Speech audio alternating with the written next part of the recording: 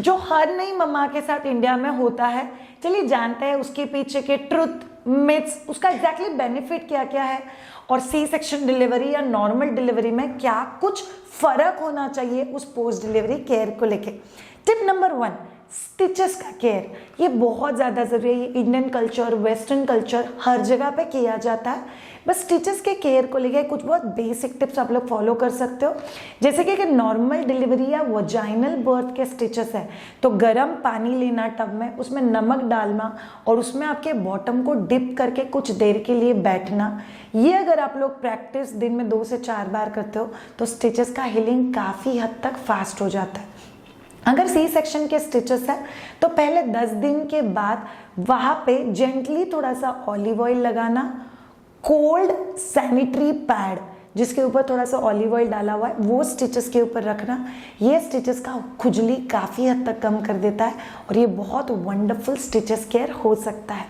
Number 2, सेक लेना। So Indian culture में तो बहुत कॉमनली ये चीज़ फॉलो किया जाता है कि डिलीवरी के बाद नई मम्मा को वजाइनल हॉट फर्मेंटेशन या प्राइवेट एरिया में सेक दिया जाता है।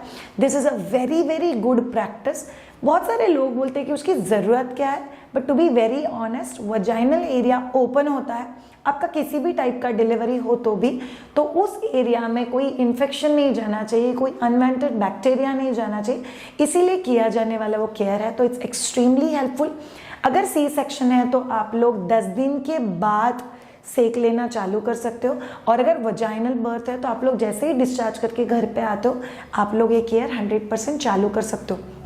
टिप नंबर 3, ट्रेडिशनली बहुत सारा घी खिलाया जाता है खाने में और खाना बहुत ज़्यादा ऐसे पतलू पतलू करके दिया जाता है। ये दोनों भी चीज़ें आपको दोनों भी डिलीवरीज में नहीं करनी है। ट्रेडिशनली ये बहुत ज़्यादा हेल्पफुल था बिकॉज एक मदर को मल्टीपल बच्चे होते थे तो उनके पास उतना टाइम ही नहीं होता था कि वो बहुत अच्छे से सब चीज़ें चबा चबा के खाए। तो उन्होंने एक मेथड कर दिया कि आप सब चीज़ों को लो, उसको अच्छे से मिक्स कर दो एंड कंज्यूम इट।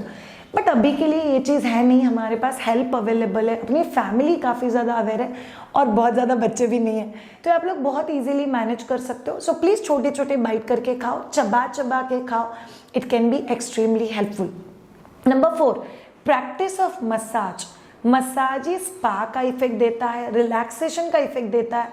सी नई मम्मा का नींद ठीक से नहीं हो रहा है, नई मम्मा को बॉडी पेन होता है, ब्रेस्ट फीडिंग के लिए बैठ बैठ के back pain, upper back pain, shoulder pain, neck pain ये बहुत ज़्यादा कॉमन होता है, इसीलिए मसाज उनके लिए बहुत हेल्पफुल हो सकता है। ये ट्रुथ है।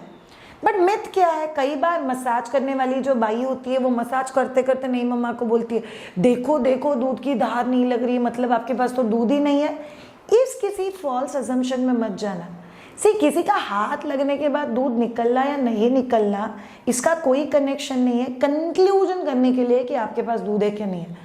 सो प्लीज़ आपको इस चीज़ से थोड़ा सा दूर रहना है, but otherwise massage is very very good. C section के बाद जैसे ही आप लोग घर पे आते हो बैक का मसाज, पाव का मसाज, शोल्डर का मसाज ये आपको बहुत ज़्यादा हेल्प कर सकता है। अगर आपका नॉर्मल डिलीवरी है तो आप लोग स्टमक मसाज भी कर सकते हो। सी सेक्शन के केस में 40 डेज के बाद स्टमक मसाज करना है। Number 5, ritual. स्वेटर और स्कार्फ पहनना। कान में हवा भर गई तो मम्मा मोटी हो जाएगी, मम्मा के बॉडी में हवा भर जाएगी, मम्मा का वजन कभी भी कम नहीं होगा। That's a complete myth. C section हो या नॉर्मल डिलीवरी हो, मम्मा के आसपास का एनवायरनमेंट कंफर्टेबल रखना ये मम्मा के हैप्पीनेस का हिस्सा है। मम्मा पूरा दिन स्वेट किया जा रही है, भगवान कैसे मैं रहूंगी इस कमरे में, दैट्स अ कंप्लीट मिथ। सी याद रखो ऑल ऑफ यू, एक खुश मम्मा हमेशा अच्छे क्वालिटी का दूध प्रोड्यूस करती है और वो बच्चे को संभालने के लिए भी बहुत ज़्यादा कैपेबल होती है।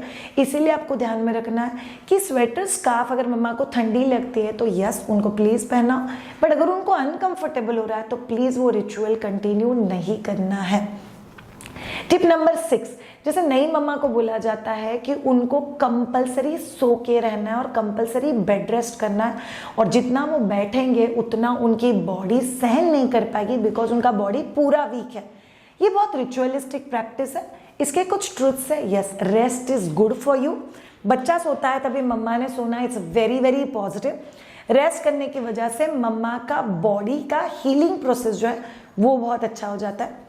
मिथ क्या है? मिथ ये है कि आपको सिर्फ सो के ही रहना है तो आपको बैक पेन नहीं होगा। That's a complete myth. याद रखो all of you, back pain, body pain, weight normalize करना, इन सब चीज़ों के लिए नॉर्मल एक्सरसाइजेस करना बहुत ज़्यादा ज़रूरी है। इसीलिए सिर्फ रेस्ट करके या सो के ये चीज़ सॉल्व नहीं होने वाली है।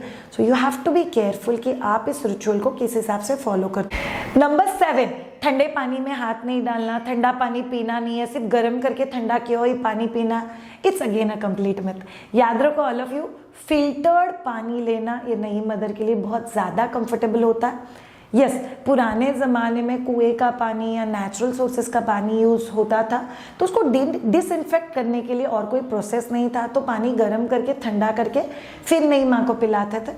अभी हम लोग फिल्टर का पानी निकालते हैं, फिर उसको गर्म करते हैं, फिर उसको ठंडा करते हैं, फिर उसको मम्मा को पिलाते हैं। तो ये तो ऐसे हो गया कि जैसे कि आप बिस्लरी के पानी को वापस फिल्टर कर रहे हो। सो ये आपको लोग को थोड़ा सा ध्यान रखना पड़ेगा। सो ट्रूथ ये है, प्रोसेस किया हुआ पानी जिसके बैक्टीरियाज को किल कर दिया गया, वो पानी आप लोग यूज़ कर सकते हो। उबाल के ही गर्म किया हुआ पानी यूज़ करना ये कोई नेसेसिटी नहीं है। 8 रिचुअलिस्टिक प्रैक्टिस। नई माँ को कहा जाता है कि ठंडी ज़मीन पर पाँव मत रखना, सॉक्स पहनना पाँव में या कंपलसरी चप्पल पहनना, it's a ritual. Truth is ये रिचुअल बहुत ज़्यादा अच्छा है, बिकॉज ठंडी ज़मीन पे सडनली पाँव रखने से, बिकॉज ये बहुत अच्छा एब्जॉर्बेंट है आपकी बॉडी का, ये ठंडापन खींच के लेता है। तो कई बार पाँव में नमनेस आना, हाथ पाँव सो जाना या सुन पड़ जाना, ये बहुत कॉमन होता है। तो पाँव में चप्पल पहनना या पाँव में सॉक्स पहनना, it's a very very good ritual जो आप लोग 100% फॉलो कर सकते हो। मिथ क्या है, अगर किसी मम्मा ने ये चीज़ नहीं किया तो उसको लाइफ टाइम हाथ पाँव दुखेंगे, दैट्स अ कंप्लीट मिथ। कई सारे घरों में हेल्प अवेलेबल नहीं होता है and they have to go through this practices sometimes with the help, और अगर हेल्प नहीं है तो they might have to miss out on all of this practices. इसलिए आप लोगों को थोड़ा सा स्मार्टली डिसीजंस लेना है कि आपको क्या करना पॉसिबल है और क्या करना पॉसिबल नहीं है। Next very important ritual which is like 8th ritual is, बहुत सारे लड्डू खिलाए जाते हैं। सो लड्डू, पंजीरी, सो सारे ड्राई फ्रूट डाल के, घी गुड़ डाल के लोगों को खिलाया जाता है। तो इसका मिथ क्या है कि बहुत सारा गुड़ खाने से हीमोग्लोबिन बढ़ता है, वेजिटेरियन इंसान हो तो घी तो खाना ही पड़ेगा, घी से ही सारा प्रोटीन मिलने वाला है, that's a complete myth. Truth क्या है, यस, कई सालों से कल्चरली हमारे यहाँ पे कुछ दवाइयाँ ऐड की जाती है नई माँ के लड्डुओं में, जो माँ के सेहत के लिए बहुत ज़्यादा इंपॉर्टेंट है। रिकवरी अच्छा होता है, ब्रेस्ट मिल्क बढ़ने में हेल्प होता है, उसको वीकनेस फील नहीं होता है, हीमोग्लोबिन बढ़ने में हेल्प होता है। सो दे आर गुड प्रैक्टिसेस। तो उसमें बहुत सारा गुड़ और बहुत सारा घी डालना छोड़ दो, उसके ड्राई पाउडर्स बनाओ, ये आपके लिए बहुत ज़्यादा हेल्पफुल हो सकता है। 9th रिचुअल कंपलसरी, नहीं माँ ने बहुत सारा दूध पीना है। सो बहुत सारा दूध पियोगे तो बहुत सारा दूध निकलेगा। ट्रुथ इज यस, दूध is a good source of calcium and good source of protein. Myth is, अभी जो हम लोग दूध पीते हैं वो कितने अच्छे क्वालिटी का है उसको लेके थोड़ा सा डाउट तो है। सो हमारे मम्मीज, ग्रैंड पेरेंट्स जो क्वालिटी का दूध पीते थे वो क्वालिटी का दूध हम लोग नहीं पीते हैं।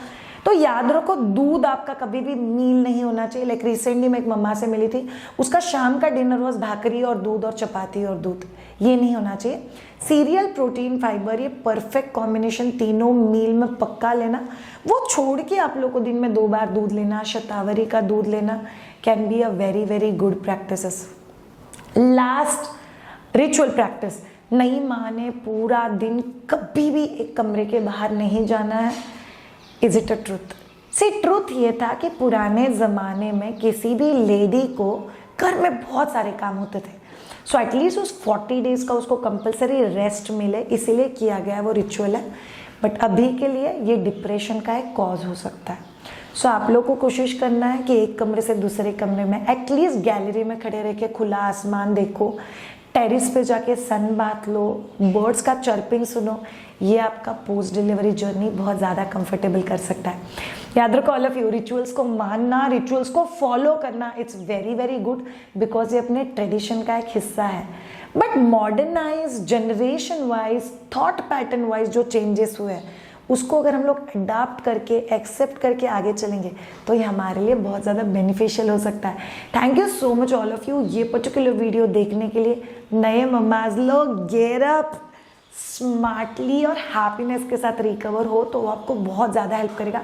इसके साथ एक्सरसाइज करना, वॉकिंग करना, प्राणायाम करना, मेडिटेशन करना, नॉर्मलाइज रूटीन जीना, बहुत सारा खुश रहना, बहुत सारा हंसी मजाक मस्ती करना और बच्चों की पॉजिटिव चीज़ें डिस्कस करना, इन सब चीज़ों को पक्का करना।